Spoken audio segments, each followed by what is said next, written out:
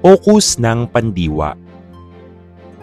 Isa-isahin natin ang mga pokus ng pandiwa.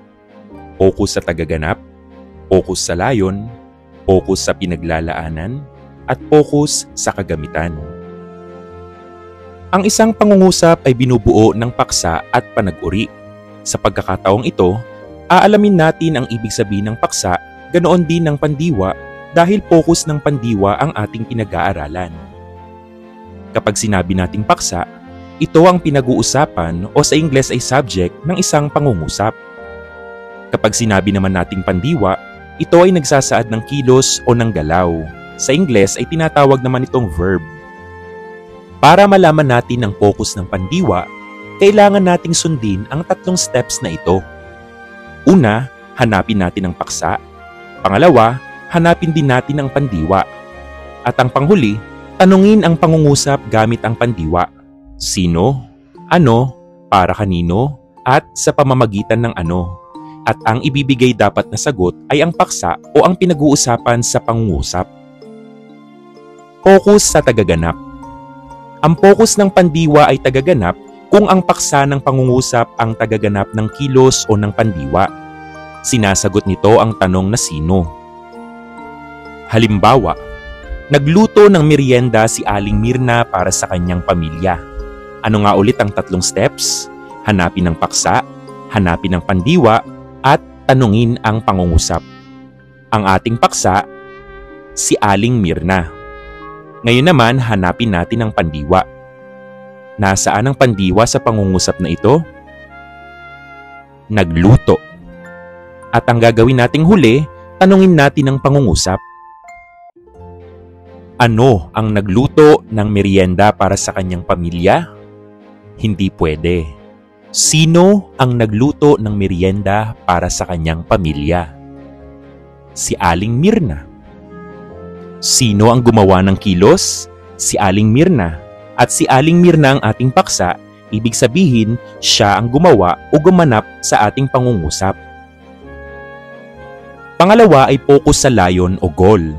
Ang pokus ng pandiwa ay layon o goal kung ang paksa ng pangungusap ang siyang binibigyang diin sa pangungusap.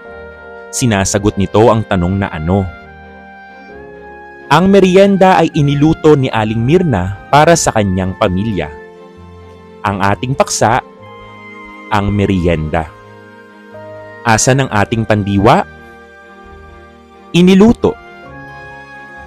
Sino ang iniluto ni Aling Mirna para sa kanyang pamilya? Hindi pwede. Ano ang iniluto ni Aling Mirna para sa kanyang pamilya? Ang merienda. Ang pangatlong pokus ay pokus sa tagatanggap o pinaglalaanan. Ang pokus ng pandiwa ay tagatanggap kung ang tao o bagay na nakinabang sa resulta ng pandiwa ang paksa ng pangungusap. Sinasagot nito ang mga tanong na para kanino, sino, o ano. Sa pokus na ito, magagamit din natin sa pandiwa ang mga panlaping tulad ng sumusunod. Pero ang madalas na magamit dito ay ipag at ipinag. Ipinaghanda ng mag-asawang Macbeth ang mga maharlika ng Scotland. Ang ating paksa, ang mga maharlika ng Scotland. Nasaan ang ating pandiwa? Ipinaghanda. Sino o ano ang nakinabang sa pandiwa? Ang mga maharlika ng Scotland. Ibig sabihin, ang mga maharlika ng Scotland ang nakinabang sa paghahanda ng mag-asawang Macbeth. Ipinaghanda. Ibig sabihin, para sa kanila yung paghahandang ginawa. Pangalawang pangungusap, si Bunso ay ipinagluto ni nanay ng kanyang paboritong ulam. Nasaan ang ating paksa? Si Bunso. Nasaan naman ang ating pandiwa? Ipinagluto. Sino o ano ang nakinabang sa pandiwa? Si Bunso. At si Bunso rin ang ating paksa sa pangungusap na ito. Kagaya ng definisyon kanina, ang paksa dapat ang nakikinabang doon sa pandiwa. At ang pang-apat na pokus ay pokus sa kagamitan o instrumental. Ang focus ng pandiwa ay kagamitan o instrumental kung ang instrumento o kasangkapan sa pagsasagawa ng kilos na isinasaad ng pandiwa ang gumaganap bilang paksa ng pangungusap.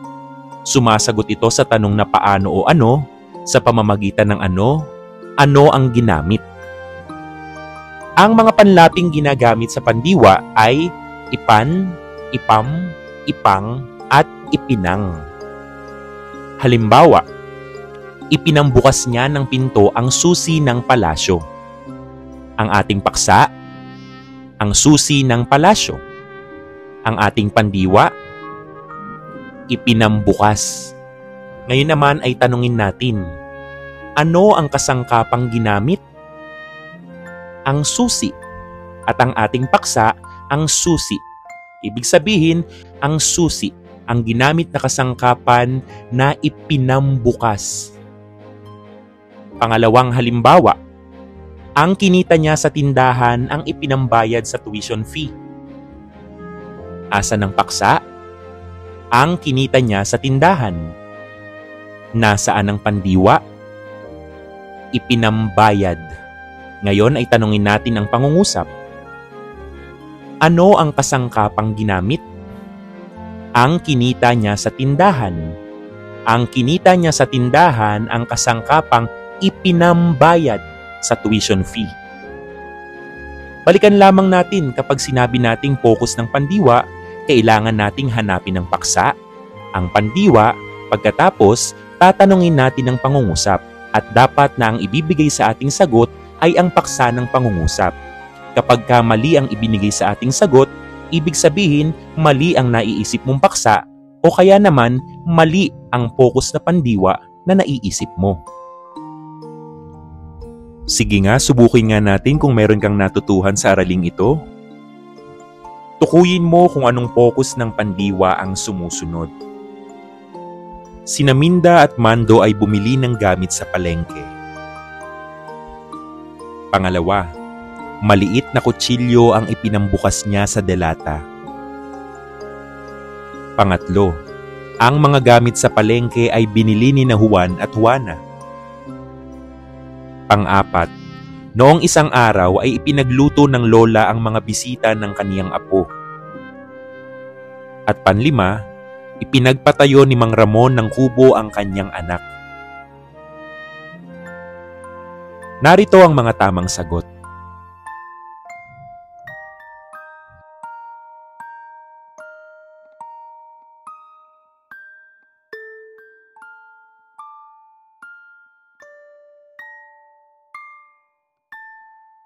Sana ay may natutuhan ka sa araw na ito.